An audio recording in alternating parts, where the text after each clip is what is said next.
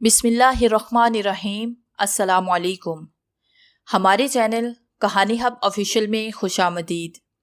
नाजरीन, मैं आज आपके लिए इंतहाई खौफनाक और दिलचस्प कहानी लेकर आई हूँ, लेकिन कहानी शुरू करने से पहले आपसे गुजारिश है कि अगर आपने हमारा चैनल सब्सक्राइब नहीं किया तो आप हमारे इस चैनल को सब्सक्राइब कर लीजिए और बेल आइकन को भी प्रेस कर लें ताकि हर नई आने वाली वीडियो बआसानी आप तक पहुँच सके।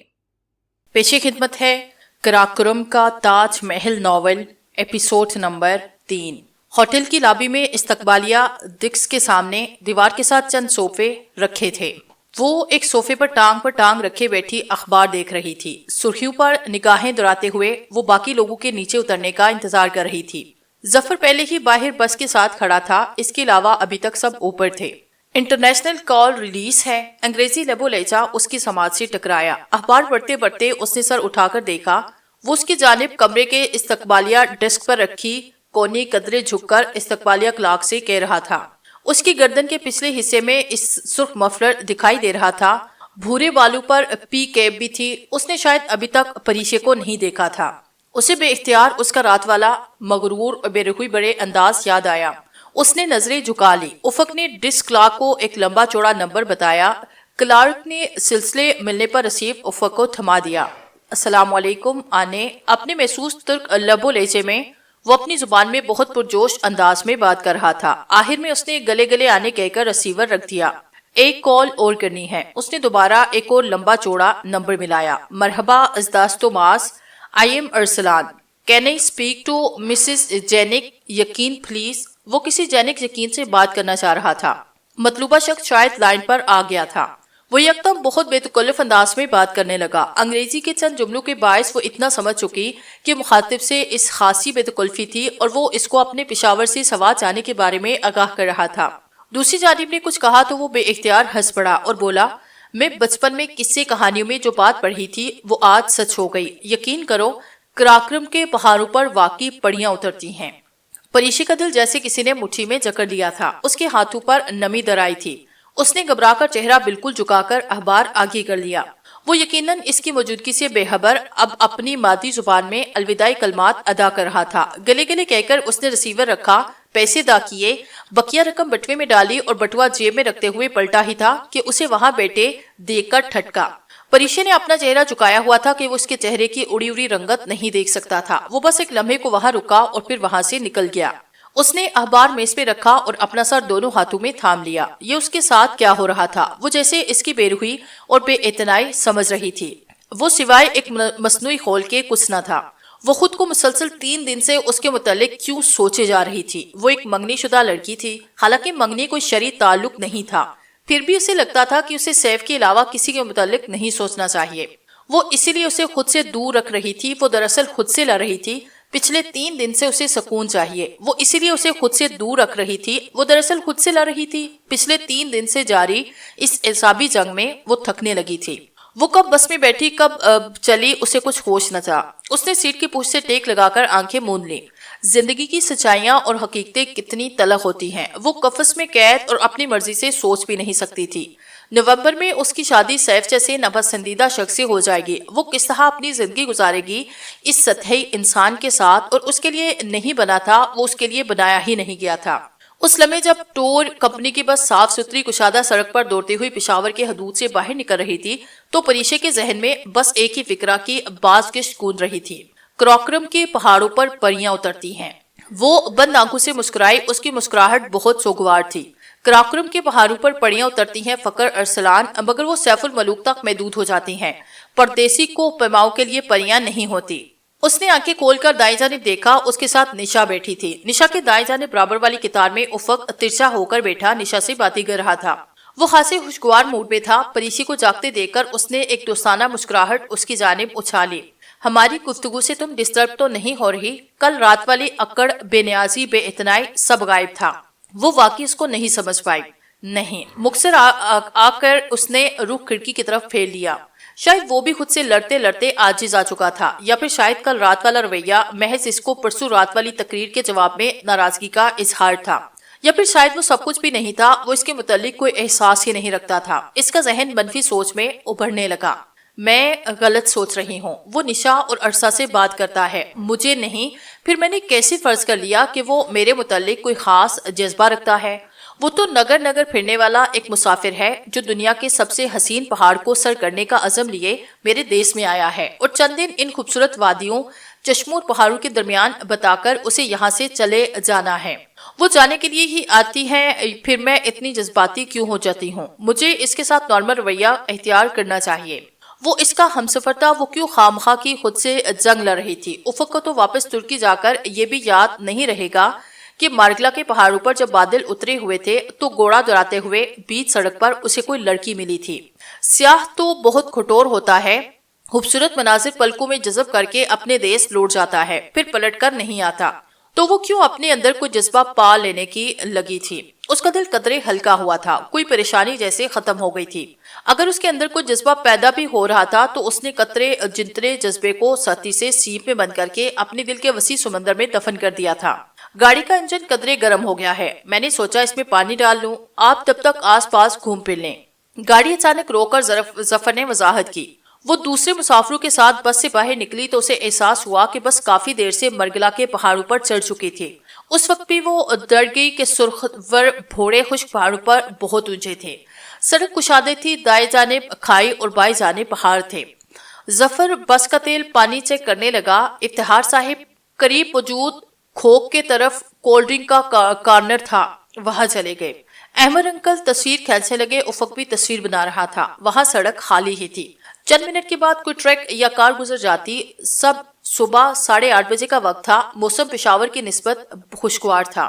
سنو پریشے، وہ پہاڑ کے دہانے پر ایک سکھ پتھر پر اپنے قیمتی سوٹ کی پرواہ نہ کرتے ہوئے خاموش بیٹھی تھی جب افق نے اسے آواز دی۔ اس نے سر اٹھا کر افق کو دیکھا، وہ کیمرہ گلے میں ڈال کر اسی کی طرف آ رہا تھا۔ وہ ہلکی سی مسکراہٹ کے ساتھ کھڑی ہو گئی۔ سن رہی ہوں، تم بولو، خود سے اعصابی تڑک کر کے وہ مصنوعی خول اتار کر وہ خاصی ہلکی ہو گئی تھی۔ تم شرط لگاؤ گی میرے ساتھ؟ وہ کل سے مختلف اصلی والا افق لگ رہا تھا۔ بالکل، کیونکہ مجھے پتا ہے کہ میں جیت جاؤں گی۔ وہ پچھلے 3 دن سے مختلف بالکل اصلی والے پریشے تھی۔ اتنی خود پسندی؟ وہ مسکرایا۔ خود پسندی نہیں، خود اعتمادی کہو۔ فائن، تم پلیز ایک شرط لگاؤ گی؟ افق کا انداز ایسا تھا جیسے وہ بچپن سے دوست رہے ہوں۔ ہاں، اب بتا بھی دو۔ وہ اوپر جاہری دیکھ رہی ہو، وہ تقریباً یہاں سے 40 فٹ اونچی ہے۔ تو میرے ساتھ ایک ریس لگاؤ، دیکھتے ہیں اوپر پہلے کون پہنچتا ہے۔ افق نے ہاتھ سے اوپر پہاڑی کی طرف اشارہ کر کے کہا۔ ایک دوستانہ مشورہ دوں؟ اگر تم اسی وقت یہاں سے نیچے چھلانگ لگا دو، یقین کرو بہت جلد اوپر پہنچو گے۔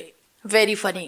میں عرصہ اور نشا کو بلاتا ہوں، وہ ججز ہوں گی۔ وہ پلٹ کر ان دونوں کو بلانے چلا گیا۔ جو جیتے گا اسے کیا ملے گا؟ ان تینوں کے واپس آنے پر پری نے پوچھا۔ نشا کو اس کے رویے کی تبدیلی پر خوشگوار حیرت ہوئی تھی۔ مرسڈیز بینز نہیں، تبت کارٹن ٹکٹ، عرصہ فونن بولی۔ پوری دنیا امریکہ انگلینڈ جانے کی خواہش کرتی ہے، لیکن تم کو پیمانیت سے آگے مت بڑھنا۔ نشا ان لوگوں میں سے تھی جن کو پیما کے متعلق علم کف مگر اوور ٹکل لمف جیسی فلموں تک محدود تھا۔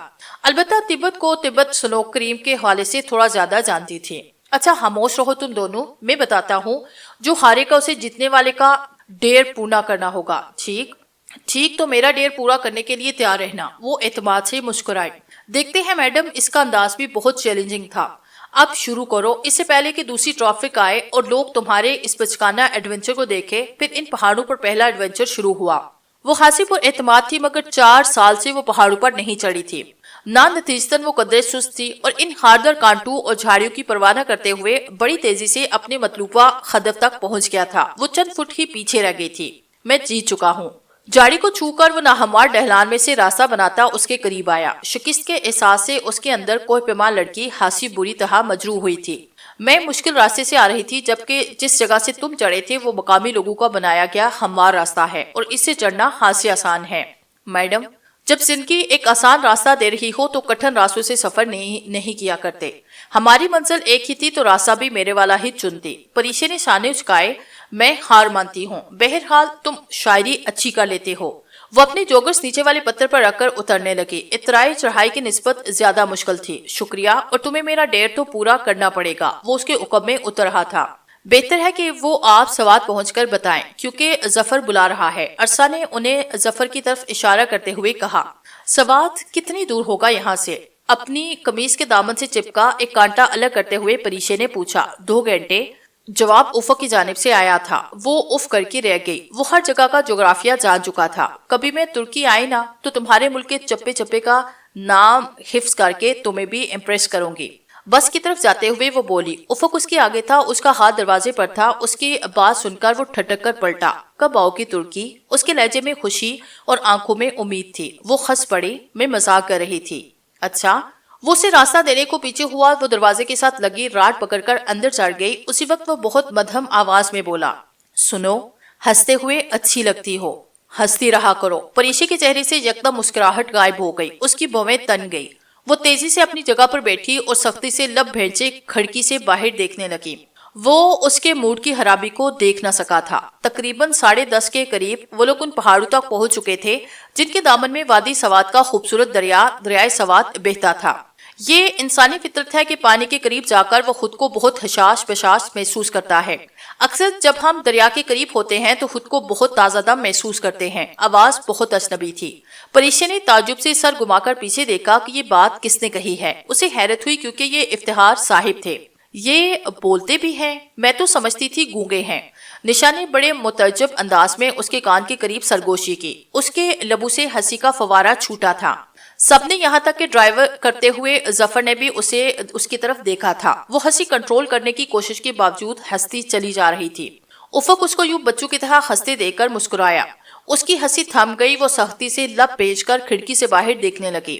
نشا، اپنی دوست سے کہو اس کی کھڑکی کے باہر خشک پہاڑ ہے، دریا تو بائیں طرف بہہ رہا ہے۔ وہ کسے دیکھ رہی ہے؟ وہ نشا کے ساتھ والی نشست پر بیٹھا تھا۔ اس کی اور نشا کی نشست کے درمیان کافی راستہ تھا۔ وہ ایک جوکر اگلی نشست پر اور دوسرا درمیانی راستے میں رکھے قدرے جھک کر آہستہ سے نشا سے بولا، پری تمہاری کھڑکی کے باہر خشک پہاڑ ہیں، دریا تو بائیں طرف بہہ رہا ہے، تم کسے دیکھ رہی ہو؟ پہاڑوں کو؟ اس نے چہرہ موڑے بغیر سنجیدگی سے کہا۔ لگتا ہے ڈاکٹر کا موڈ پھر سے خراب ہو گیا۔ ویسے اس کو یہ دورے دن میں کتنی دفعہ پڑھتے ہیں؟ جتنی دفعہ کوئی عامیانہ انداز میں میری تعریف کرے۔ کھٹ سے جواب آیا۔ اوہ، وہ سمجھ گیا تھا۔ میں تو بس دل رکھنے کو کہہ رہا تھا تاکہ تم ہنستی رہو اور اتنی غصے والی اکھڑی اکھڑی سے شکل ہر وقت نہ بنائے رکھو۔ تمہیں برا لگا؟ ہاں۔ وہ ابھی تک کھڑکی سے باہر دیکھ رہی تھی۔ افق نے بے مشکل مسکراہٹ لبوں تک روکی تھی۔ بہت معذرت، میں آئندہ اسے جھوٹ بولنے کی ہمت نہیں کروں گا۔ تمہارے حق میں یہی ٹھیک رہے گا۔ بہتر اب اس طرف دیکھ لو، دریا بہت خوبصورت لگ رہا ہے۔ اس نے گردن کو بائیں جانب جنبش دی۔ افق مسکراہٹ چھپانے کو چہرہ اپنی دوسری جانب موڑ چکا تھا۔ اس نے افق کی کھڑکی کے کھلے شیشے کے پار نگاہ دوڑائی اور پھر نگاہ ہٹانا بھول گئی۔ سبزے ڈکے سبز پہاڑوں کے درمیان سڑک سے کوئی 100 میٹر نیچے بل کھاتا اس کا پارٹ کسی ندی سے تھوڑا سا ہی زیادہ چوڑا تھا۔ پانی بہت نیلا تھا جس کے اوپر جھاگ پتھروں سے ٹکرانے کا باعث پیدا ہو رہے تھے۔ اس میں رکھے دیو قامت پتھروں سے ٹکراتے پانی کا شور بہت بلند تھا۔ سوات اور کلام میں یہ شور آپ کا پیچھا نہیں چھوڑتا۔ دریا کے دونوں طرف کے پہاڑ سرسبز تھے جن پر مقامی لوگوں نے فصلیں اگا رکھی تھی۔ پہاڑوں کی ڈھلان ہموار نہیں ہوتی، فصلیں بوسیریوں کی شکل میں اگائی گئی تھی۔ یوں بھی ہوتا تھا کہ جیسے چوٹی تک جانے کے لیے بے شمار سب زینے سے بنے تھے۔ قبل سے گزر کر جس وقت بس میگورا میں داخل ہوئی وہ اپنی اور افقی گوشوار بھلا چکی تھی، اور اصل وہ نیلا دریا اتنا خوبصورت تھا کہ وہ اس پر سے نگاہیں ہٹا نہ پا رہی تھی۔ پھر بس شہر میں داخل ہوئی۔ سرینا ہوٹل سیدو شریف کی عمارت کے قریب سے ٹرن لے کر بس مرغزار کی جانب روانہ ہو گئی جہاں کے 5 اسٹار ہوٹل میں ان کی بکنگ تھی۔ ظفر، وہ ہوٹل رائل پلس کہاں گیا؟ افق کھڑکی سے باہر متلاشی نظروں سے کچھ ڈھونڈ رہا تھا۔ سر، وہ جو والی سوات کا محل تھا، ہاں وہیں۔ وہ تو اب کوئی ٹیوشن اکادمی بن چکا ہے۔ ظفر کے انداز سے لگ رہا تھا کہ اسے والی سوات کا یہ اقدام پسند نہیں آیا۔ ویسے سر، قسم سے وہ بہت خوبصورت ہوٹل تھا۔ ہاں وہ بہت خوبصورت تھا۔ میں 2 سال پہلے ادھر آیا تھا تو ایک دن رہا تھا وہاں۔ ٹیوشن سینٹر بنا کر والی سوات نے اچھا نہیں کیا۔ پری نے چونک کر افسوس سے سر ہلاتے افق کو دیکھا۔ پرسوں جب نشا نے اس سے برس قبل پاکستان آنے کے متعلق استفسار کیا تو وہ ٹال گیا تھا۔ وہ 2 سال پہلے یہاں کیوں آیا؟ ایسا کون سا کام تھا جس کے متعلق وہ نہیں بتاتا تھا؟ اسے الجھن کے ساتھ تجسس بھی ہوا تھا۔ ایسے کیا دیکھ رہی ہو؟ وہ الجھن کے عالم میں افق کو دیکھ رہی تھی تو اس نے مسکرا کر ٹوکا، کچھ نہیں۔ وہ سر جھٹک کر کھڑکی سے باہر دیکھنے لگی۔ مرکزار جانے والا راستہ شہر سے دور ہٹ کر ہاتھ سے سنسان اور پرسکون سا تھا۔ دور دور تک ان کی بس کے علاوہ کوئی گاڑی نہیں تھی۔ ہر طرف اتنا سکوت اور ویرانہ سا تھا کہ پریشے کو لگا ظفر راستہ بھول گیا ہے۔ وہ یقیناً کسی انجان وادی میں بٹک رہے ہیں، مگر ہر کلومیٹر بعد وائٹ پلس اتنے کلومیٹر دور کا بورڈ اس کے دل کو تسلی دیتا تھا۔ ہوٹل مینجمنٹ کے نقطہ نظر سے وائٹ پلس کی لوکیشن زبردست ہے۔ آبادی سے بہت دور اس مرغزار میں واحد یہ ہوٹل ہے کہ جب ٹورسٹ کئی کلومیٹر سفر کر کے تھکا ہر ہوٹل تک پہنچتا ہے تو ظفر 1 منٹ گاڑی روکو، وہ ہوٹل کی لوکیشن پر تبصرہ کرتے ہوئے اچانک سیدھا ہو کر بیٹھا۔ ظفر نے گاڑی روکی، افق نے اپنا بند شیشہ نیچے کر لیا۔ باہر ایک سرخ رنگت اور سنہری بالوں والا بچہ کھڑا تھا۔ اس کا لباس میلا تھا، پاؤں میں جوتا بھی نہ تھا۔ اس نے لمبے پتلے تنکو پر انجیر اور اخروٹ لگا رکھے تھے۔ اخروٹ سبز اور کچے تھے۔ اس سے کہو 100 روپے کے دے دے۔ افق نے ایک سرخ نوٹ شیشے سے باہر بچے کی طرف بڑھایا۔ احمد صاحب نے ترجمانی کی، یہ سب تو 40 روپے کے ہیں، بچہ بولا تھا۔ احمد صاحب نے افق کو بتایا، تو پھر یہ ساری دے دو، تم ساری لے لے گا تو شام تک تمہارا سر بیچے گا۔ بچہ سارے انجیر دینے پر راضی نہ تھا۔ احمد صاحب ترجمانی کر رہے تھے۔ اوہو، تو دے دو اور باقی پیسے تم رکھ لو۔ افق، وہ ایسے نہیں رکھے گا، تم اسے صرف 20 روپے کی انجیر خرید سکتے ہو۔ اچھا۔ افق نے 10 کے 2 نوٹ باہر بچے کو دے دیے۔ اس نے 2 ٹہنیاں اس کی طرف بڑھائی، بس پھر سے چل پڑی۔ پریشے جانتی تھی کہ افق کو انجیر کھانے کا کوئی شوق نہ تھا، وہ صرف بچے کی مدد کرنا چاہتا تھا، اور تھوڑی دیر کے بعد ہی وہ باقی لوگوں میں انجیر بانٹ رہا تھا۔ تم خود بھی کھاؤ نا، میں پھل وغیرہ نہیں کھاتا۔ اس نے لاپرواہی سے شانے جھٹکے۔ ظفر نے بس روکی۔ بس سے باہر نکلتے ہوئے اس نے بالوں میں لگے کیچر کو جھٹکا۔ اسے احساس ہوا کہ کیچر کا درنگا پتھر قدرے ڈھیلا ہو چکا تھا۔ بس ایک بار کیچر گرنے پر پھر وہ الگ ہو جاتا۔ اس نے وہ افق کو واپس کرنے کا سوچا، مگر جانے کو اس کا دل نہیں چاہا تھا کہ وہ واپس کرے۔ اب وہ اسے اپنے پاس رکھنا چاہتی تھی، ہمیشہ کے لیے۔ وہاں ایک کھلا سا پارکنگ لاٹ بنا تھا جس کے آخر میں خاصی چوڑی سیٹر خیان تھی۔ پارکنگ لاٹ کے بائیں جانب ڈھلان تھی۔ وہاں چند فٹ نشیب میں 3-4 دکانیں تھی جہاں سواتی شالیں لٹکی دکھائی دے رہی تھی۔ دکانوں کے بائیں طرف پہاڑ ختم ہو جاتا تھا اور چشمہ بہ رہا تھا۔ بہتے پانی کی آواز اسے بہت پسند تھی۔ سیڑھیوں کے اختتام پر دور دراز تک پھیلا سبز لان تھا جس میں سنگ مرمر کے بینچ، کرسی اور میز رکھی تھی۔ لان کے اختتام پر سفید رنگ کا محل تھا، دودھ کی طرح سفید اور خوبصورت کہ اس پر نگاہ نہ ٹھہرتی۔ لان کی دائیں طرف سیدھی پتھریلی روش تھی۔ پری، یہ ہوٹل میں نہ دیکھ رہا ہے وہ ڈرامہ، موم کا چہرہ، یہی تو شوٹ ہوا۔ نشا آہستہ سے اسے بتانے لگی۔ شہلا اور افتخار کو اس روش کی دائیں جانب بنے کمروں میں سے ایک مل گیا، باقی سب کو دوسری منزل پر کمرہ ملا تھا۔ مجھے نہیں رہنا دوسری منزل پر، نانگا پربت سر کرنا آسان ہے، دوسری منزل پر چڑھنا بہت مشکل۔ افق نے یہ سنتے ہی اسے دوسری منزل پر رہنا ہوگا منہ بنایا، مگر کسی نے اس کی بات کو اہمیت نہ دی۔ وائٹ پلس کی وہ سفید عمارت دراصل اس کی پہلی منزل تھی۔ پتھریلی روش کے بائیں جانب جہاں چند کمرے اور دکانیں تھیں، ان کے آگے طویل سیڑھیاں پہاڑ کے اوپر لے جاتی تھی جہاں دوسری منزل تھی۔ وائٹ پلس کی چاروں منزلیں اس طرح مختلف بلندیوں مگر ایک ہی بھار پر اوپر تلے بنی تھی۔ وہ سیڑھیاں واقعی مشکل تھی۔ یہ احساس اسے انہیں عبور کرتے ہوئے ہی ہو گیا تھا۔ نیچے بہتے جھرنے کا شور ابھی تک اس کی سماعت سے ٹکرا رہا تھا۔ اس نے ارادہ کیا کہ وہ شام کو اس جھرنے تک ضرور جائے گا۔ دور سے دیکھنے میں یہ طویل سیڑھیاں جتنی خوبصورت لگتی ہیں، انہیں چڑھنے لگو تو اتنی ہی تھکا دیتی ہیں۔ اف اللہ! سیڑھیاں نیچے اترتے ہوئے اس نے بے اختیار جھنجھلا کر دائیں طرف نصب پنجرے پر ہاتھ مارا تو اندر بیٹھا خوبصورت مور سہم کر پیچھے ہوا۔ سوری! اسے بے اختیار شرمندگی ہوئی۔ اس کے آگے سیڑھیاں اترتے افق نے سر گھما کر اسے دیکھا اور پھر ہولے سے مسکرایا، پھر مسکراہٹ چھپانے کو رخ آگے پھیر کر نیچے اترنے لگا۔ اس نے اس کی مسکراہٹ نہیں دیکھی تھی، وہ بہت مسحور سی ہو کر اس خوبصورت مور کو دیکھ رہی تھی۔ ان سیڑھیوں کے دائیں اور بائیں جانب بہت بڑے بڑے پنجرے بنے تھے جیسے چڑیا گھر میں ہوتے ہیں۔ ان پنجروں میں مختلف پرندے، مور اور بندر قید تھے۔ اسے افسوس ہوا تھا کہ اس نے اتنے خوبصورت مور کو ڈرا دیا تھا۔ رک کیوں گئی ہو؟ چلو۔ نشا نے پلٹ کر اسے دیکھا، وہ سر جھٹک کر سیڑھیاں اترنے لگی۔ وہ چاروں نیچے جھرنے پر جا رہے تھے۔ پتھریلی روش جہاں ختم ہوتی اور جہاں سے پارکنگ لاٹ میں جانے کے لیے چند بے حد چوڑے زینے بنے تھے، اس جگہ پرانا شپتی کا ایک درخت تھا جس کے تنے کے ساتھ کرسی پر ایک بوڑھا سیکورٹی گارڈ بیٹھا ہوا تھا۔ یہاں سے ناشپتی نہیں توڑ سکتے؟ اس نے بڑی حسرت سے درخت کو دیکھا۔ افق دھیرے سے مسکرایا۔ وہاں جھرنے کے اوپر دائیں طرف کے پہاڑ پر چڑھتے ہوئے آگے جنگل ہے، وہاں جنگلی ناشپتی کے بہت سارے درخت ہیں، وہاں سے توڑ لینا۔ اس درخت کو تو یہ آدمی تمہیں کھاد بھی نہ لگانے دے گا۔ اس کی آواز میں تھکاوٹ تھی۔ تم ادھر ہی پیدا ہوئے تھے یا یہ انفارمیشن ہم پر اپنے علم کا روب جھاڑنے کو دیتے ہو؟ نہیں، دراصل میں جھینک جنگلی ناشپتی بہت شوق سے کھاتا ہوں۔ پچھلی دفعہ وہ میرے ساتھ آیا تھا تو وہاں چشمے کے اوپر ہم نے ناشپتی کے درخت دریافت کیے تھے۔ جینیے کون؟ عرصہ اور نشا نے پارکنگ لاٹ احاطہ عبور کرتے ہوئے بیک زبان ساتھ پوچھا۔ میرا دوست جینک یقین۔ اس کی آواز قدرے پسمردگا سی ہو گئی، آنکھیں بھی سرخ ہو رہی تھی، شاید وہ تھک چکا تھا۔ جڑنے کا لکڑی کا پل عبور کر کے وہ دوسرے پہاڑ پر مقامی لوگوں کے بنائے گئے کچے راستے پر اوپر چڑھنے لگے۔ راستہ بہت کچا تھا، پریشے کے جوگرز پر مٹی لگ رہی تھی، اس نے ہاتھ سینے پر باندھ رکھے تھے اور سر جھکا ہوا تھا۔ افق جینز کی جیبوں میں ہاتھ ڈالے اس کے برابر میں مگر چند قدم کا فاصلہ رکھے چل رہا تھا۔ وہ رہے ناشپتی کے درخت۔ افق کی آواز پر اس نے چلتے ہوئے سر اٹھا کر اوپر دیکھا، وہاں درختوں کے جھنڈ تھے۔ اسے سامنے بڑا پتھر دکھائی نہ دیا، اس کا پاؤں پتھر سے ہلکا سا ٹکرایا اور وہ جھٹکا کھا کر لڑکھڑائی۔ افق نے تیزی سے اس کا ہاتھ پکڑ کر کھینچا۔ وہ لڑکنے نہیں لگی تھی، ہلکی سی لڑکھڑائی تھی، مگر وہ سمجھا تھا کہ وہ پہاڑ سے گر رہی ہے، اس لیے اس نے فوری رد عمل کے تحت اس کا ہاتھ پکڑ کر سہارا دیا اور پھر فوراً ہاتھ چھوڑ دیا۔ عرصہ اور نشا اسی کافی آگے جا چکی تھی۔ وہ چلنے کی بجائے رک کر اسے دیکھنے لگی۔ وہ قدرے وضاحت دینے والے انداز میں بولا، سوری، میں سمجھا تم گرنے لگی ہو، تمہارا دماغ درست ہے؟ وہ اس کے سامنے کھڑی اسے گو رہی تھی۔ پری، میں…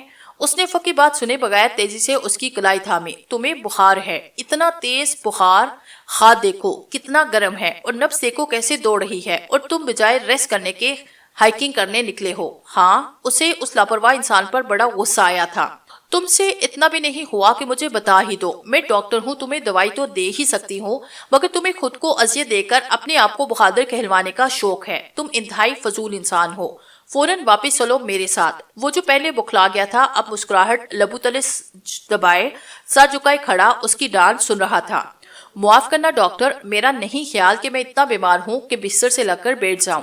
یہ فاصلہ کرنے والے تم نہیں، میں ہوں، سمجھے تم؟ وہ واپس جانے کو پلٹی تو وہ بھی سر جھکائے اس کی فکر مندی بڑے غصے سے محفوظ ہوتا اس کے پیچھے چل دیا۔ وہ بڑبڑاتی ہوئی پہاڑ سے نیچے اتر رہی تھی۔ ڈاکٹر، واقعی اتنا زیادہ؟ وہ جھٹکے سے پیچھے اٹھی۔ وہ اس کے حکم میں محض ایک قدم کے فاصلے پر تھا، اس کے ایک دم مڑنے پر فوراً پیچھے نہ ہوتا تو اس سے ٹکرا جاتا۔ سنو، تمہیں آخری مرتبہ بتا رہی ہوں، میرے سامنے اپنا منہ بند رکھو، مجھے بڑبڑاتے ہوئے مریض زہر لگتے ہیں۔ افق نے تابداری سے لبوں پر انگلی رکھ لی۔ سوری ڈاکٹر، اب نہیں بولوں گا۔ اس کے لہجے اور شہد رنگ آنکھوں سے شرارت جھلک رہی تھی۔ ہاں، اب ٹھیک ہے، چلو۔ وہ اس کے آگے چلنے لگی۔ ویسے کتنی دیر تک نہیں بولنا؟ جب تک میں نہ کہوں، اور اب خاموش رہو۔ وہ اس کے آگے چلتی ہوئی اوپر کمرے تک لے آئی۔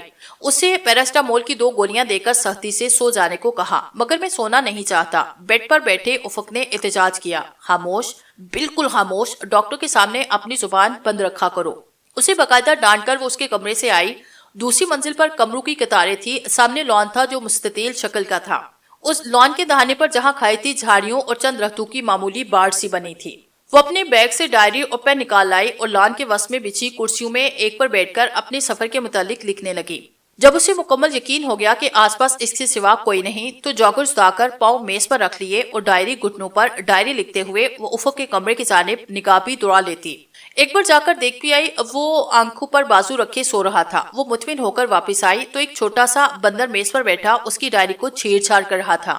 ایک بندر نیچے گھاس پر انگرائیاں لے رہا تھا۔ اس کے قریب آتا دیکھ کر ایک بندر تو چھپاک سے غائب ہوا، جبکہ گھاس پر لیٹا بندر احتراماً سیدھا ہو گیا۔ اس نے مسکراتے ہوئے اپنا پین بندر کی طرف بڑھایا، جسے اس نے اپنے ہاتھوں کی مدد سے پکڑا۔ کچھ دیر وہ اس سے کھیلتا رہا، وہ مسکراتے ہوئے اسے دیکھتی رہی۔ پھر یکدم بندر نے اس کا پین زور سے اچھلا، وہ لان کے دہانے پر سے ہوتا نیچے کھائی میں گر گیا۔ پریشے کے چہرے سے مسکراہٹ غائب ہو گئی۔ دفع ہو جاؤ تم، اس نے غصے سے پاؤں زور سے زمین پر مارا۔ بندر اچھلتا ہوا بھاگ گیا۔ پری نے افسوس سے کھائی کی طرف دیکھا، اس کا پین اب واپس نہیں آ سکتا تھا۔ پھر وہ افق کے متعلق سوچنے لگی۔ اسے سیف کے متعلق سوچنا برا لگتا تھا، مگر افق کی باتوں کی شرارت بھری شہد رنگ آنکھوں اور اس کی لبوں میں چھپی مسکراہٹوں کو سوچنا اسے بڑا اچھا لگ رہا تھا۔ وہ شخص جسے 4 دن پہلے تک وہ جانتی بھی نہ تھی اب بہت شناسا لگ رہا تھا، بلکہ نہیں، وہ شاید اسے قوم ماں کو صدیوں سے جانتی تھی، روح سے وجود میں آنے سے بھی پہلے، پہلی سانس سے بھی پہلے سے۔ اسے لگا افق کسی کو پکار رہا ہے۔ وہ کمرے کا دروازہ کھلا چھوڑ کر آئی تھی، تبھی آواز آ رہی تھی۔ وہ اتنی جلدی جاگ گیا؟ وہ جگہ نہیں تھا، وہ شاید سو بھی نہیں رہا تھا۔ اس کا بازو اب اس کی آنکھوں پر نہیں تھا، اس کی پیشانی اور پورا چہرہ پسینے سے تر تھا۔ افق، پریشی نے اس کے نزدیک ہو کر بغور اسے دیکھا۔ اس کے لب ہولے ہولے لرز رہے تھے، وہ شاید کچھ کہہ رہا تھا۔ میرا آکسیجن کین کہاں ہے؟ میرا آکسیجن کین کہاں ہے؟ بند آنکھوں اور نفی میں ہلتے سر کے ساتھ وہ مدھم آواز میں جیسے پکار رہا تھا، افق اٹھو۔ اس نے اس کا شانہ دھیرے سے ہلایا، اس کی قمیص پسینے میں بھیگی تھی۔ میرا آکسیجن کین، ہنادے میرا آکسیجن کین۔ اس نے درمیان میں ترک زبان کا کوئی لفظ بولا تھا۔ وہ جیسے سمجھ نہ سکی، اس نے زور سے اس کا کندھا ہلایا۔ افق نے فوراً آنکھیں کھولی اور جھٹکے سے اٹھ بیٹھا۔ اس کی آنکھوں میں بے یقینی اور خوف تھا۔ میرا آکسیجن کین سے کہاں ہے؟ افق، تمہارے پاس کوئی آکسیجن کین نہیں؟ کیا تمہیں آکسیجن نہیں آ رہی؟ سان گو رہا ہے کیا؟ وہ کچھ بھی سمجھ نہیں پائی۔ اس نے چونک کر پری کو دیکھا۔ میں کہاں ہوں؟ پھر وہ اپنی ترک زبان میں کچھ بولا۔ تم وائٹ پیلس مرغزار سوات میں ہو۔ تم نے شاید کوئی برا خواب دیکھا ہے۔ خواب؟ وہ جھٹکے سے کمبل اتار کر بیڈ سے اتر آیا۔ تم ٹھیک تو ہو نا؟ اس نے دھیرے سے افق کے کندھے پر ہاتھ رکھا۔ وہ اس کا ہاتھ جھٹک کر چند قدم آگے بڑھ گیا۔ وہ ادھر ادھر دیکھتے ہوئے صورتحال سمجھنے کی کوشش کر رہا تھا۔ تم جاؤ یہاں سے۔ وہ اس کی جانب کمر کیے دیوار کی طرف دیکھ رہا تھا۔ وہ اسے نظریں نہیں ملا رہا تھا۔ اس کے چہرے پر انجانا خوف اور اضطراب تھا۔ وہ اس کے سامنے آئی اور بزغور اس کے چہرے کو دیکھا، جس کی رنگت کسی مرجھائے پیلے گلاب کی طرح زرد تھی۔ مجھے بتاؤ تمہیں کیا ہوا ہے؟ تم جاؤ ادھر سے۔ وہ رخ موڑ کر دونوں ہاتھوں کی انگلیاں بالوں میں پھنسائے یاد کرنے کی کوشش کر رہا تھا۔ تم ٹھیک نہیں ہو، تمہیں جاؤ، خدا کے لیے جاؤ یہاں سے، just get out of here. وہ ایک دم سے چلایا تھا۔ وہ سہم کر پیچھے ہوئی، اگلے ہی لمحے وہ کمرے سے باہر نکل آئی۔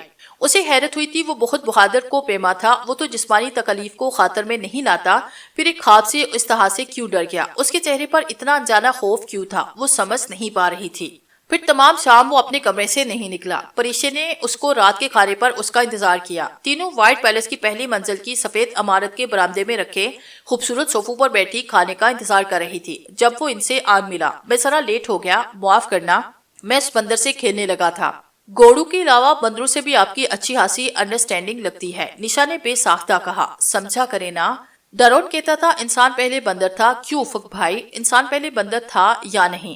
البتہ ڈارون کے آباء و اجداد ضرور بندر تھے۔ وہ ایک دم وہی پرانا ہنستا مسکراتا افق لگ رہا تھا۔